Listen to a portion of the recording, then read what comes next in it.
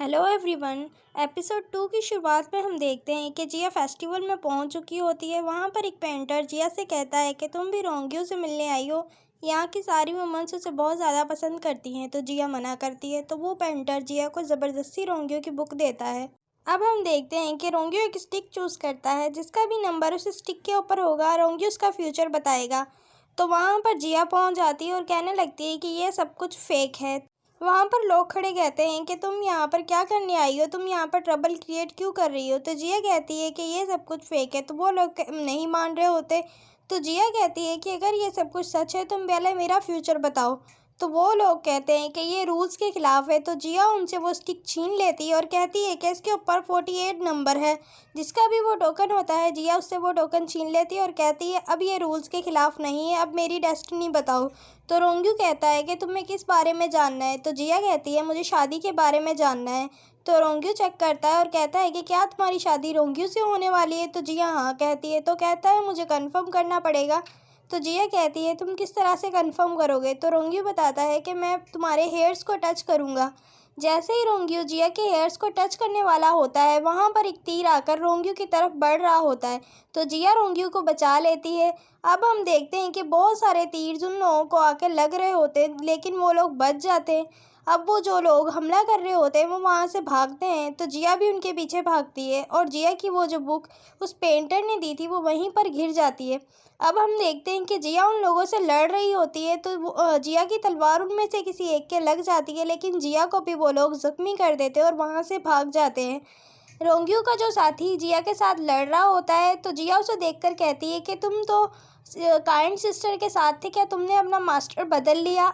वहाँ पर रोंगियो आता है। तो जिया उससे कहती है कि तुम मुझसे डर रहे हो इसलिए मेरी तरफ नहीं देख रहे, लेकिन जिया की ड्रेस फटी हुई होती है जिसकी वजह से रोंगियो उसकी तरफ नहीं देख रहा होता। जैसे ही जिया पलटती है तो रोंगियो अपना क्लोक उतार कर उसे उड़ाता है और उसे उसकी बुक वापस करता है। जैसे ही जिया वो बुक पकड़ने वाली होती है तो वो बुक खुल जाती है और रोंगियो का साथी देखकर कहता है कि तुम मास्टर के बारे में इतना गंदा सोचती हो। तो जिया कहती है, मना करती है और कहती है ये मुझे किसी ने दी थी, मैंने इसे खोल कर भी नहीं देखा। रोंगियो का साथी उसके साथ बहस करने लगता है। रोंगियो उसे रोक देता है। तो जिया कहती है ये जिसने भी मुझे दी मैं उसे अरेस्ट करवाऊंगी और उसे पनिशमेंट ज़रूर दिलवाऊंगी। फिर रोंगियो से कहती है कि मुझे लगता है हम दोनों का सेम ही सोचना है शादी के बारे में, तो तुम कल रोंगफू को हमारे घर पे भेजना हमारे रिश्ते की बात करने के लिए।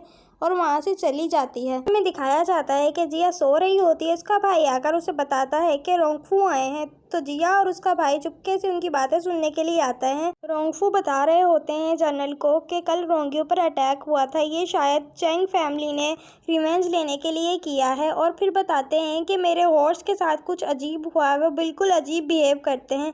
जैसे ही वो ये कहते हैं तो जिया का छुपा हुआ भाई जल्दी से सामने आता है और कहने लगता है वो मैं था, वो मैंने किया था। तो उसके फादर बहुत गुस्सा करते हैं और कहते हैं कि तुम यहाँ क्या कर रहे हो। तो वो कहता है कि मैं कुछ बताना चाहता हूँ। तो उसके फादर कहते हैं जो बोलना है जल्दी बोलो। तो वो कहता है कि आपके जो हॉर्स हैं उन्हें मैंने ही मेडिसिन खिलाई थी, जिसकी वजह से वो सारा दिन पावरलेस फील करेंगे और सोते ही रहेंगे। तो उसके फादर उस पर गुस्सा करते हैं। रोंगफू हंसने लगते हैं और कहते हैं कि हाँ बिल्कुल ऐसा ही हुआ है। जनरल रोंगफू से माफ़ी मांगते हैं और कहते हैं कि मैं इस हरकत पर बहुत ज़्यादा शर्मिंदा हूँ। तो जैसे ही रोंगफू शादी की बात करते हैं तो जिया भी निकलकर बाहर आती है। तो उसके फादर कहते हैं कि तुम यहाँ ऐसे बिखरे हुए बालों में क्या कर रही हो। तो और उस पर गुस्सा करने जाते हैं तो रोंगफू से मना करते हैं गुस्सा करने से। अब रोंगफू जिया से पूछते हैं कि तुम क्या कहना चाहती हो। तो जिया कहती है कि मैं और रोंगियो ये शादी नहीं करना चाहते। तो रोंगफू कहते हैं कि मुझे तो रोंगियो ने भेजा है रिश्ते के बारे में बात करने के लिए, तुमने ही उसे कहा था। तो जिया याद करती है कि उसने ही कहा था। तो फिर वो कहती है कि ये कोई मिसअंडरस्टैंडिंग हुई है। और रोंगफू कहते हैं कि तुमने कल रोंगियो की जान बचाई थी। तो जिया कहती है ये ज़रूर कोई मिसअंडरस्टैंडिंग है। फिर रोंगफू से गौर से देखते हैं और कहते हैं कि ये जो तुमने क्लॉक ओढ़ा हुआ है ये तो फॉक्स के फार से बनी हुई है, जो कि बहुत ही ज़्यादा एक्सपेंसिव और रेयर है। और कहते हैं कि ये फॉक्स एम्परर ने खुद हंट की थी और ये क्लॉक एम्परर ने रोंगियो को दी थी। तो उसके फादर गुस्सा करने लगते हैं और कहते हैं जिया को क्या तुमने लोगों से कपड़े भी चुराने शुरू कर दिए, तुम अब रॉबरी भी करने लग गई हो। तो जिया कहती है नहीं फादर मैंने ऐसा नहीं किया, रोंगियो ने ही मुझे हर्ट किया था। तो उसके फादर कहते हैं कि क्या नॉनसेंस है। अब रोंगफू वहाँ से चले जाते हैं तो जिया और उसके भाई की जमकर पिटाई होती है। अब हम देखते हैं कि जिया और उसका भाई पिट कर बैठे हुए होते हैं। जिया एक लेटर लिख रही होती है। उसका भाई पूछता है कि तुम ये क्या कर रही हो, तो जिया कहती है कि मैं इस मिसअंडरस्टैंडिंग को ख़त्म करूँगी, और उसके इरादे बहुत ख़तरनाक लग रहे होते हैं। अब वो लेटर रोंग्यू के पास आता है तो रोंग्यू उस लेटर को पढ़कर कहता है कि तुमने मेरी जान बचाई थी, मैं भी तुम्हें हमेशा प्रोटेक्ट करूँगा। रोंग्यू का साथी रोंग्यू से पूछता है कि क्या आप मिस ही से मिलने जाएंगे, तो रोंग्यू मना करता है, कहता है कि उसने अभी शादी का इरादा नहीं बनाया, इसलिए मैं उसकी रेपुटेशन का ख्याल रखूँगा और इस बात को प्राइवेट ही रखना। अब ये लेटर जिया को मिलता है तो जिया उसे देखकर अपने भाई को कहती है ये मुझे फिर से अवॉइड कर रहा है। तो उसका भाई कहता है कि क्या तुम जोंगयोंग फैमिली को भूल गई, तुमने याद नहीं कि तुमने उनके प्रिंस को किस तरह से डराया था।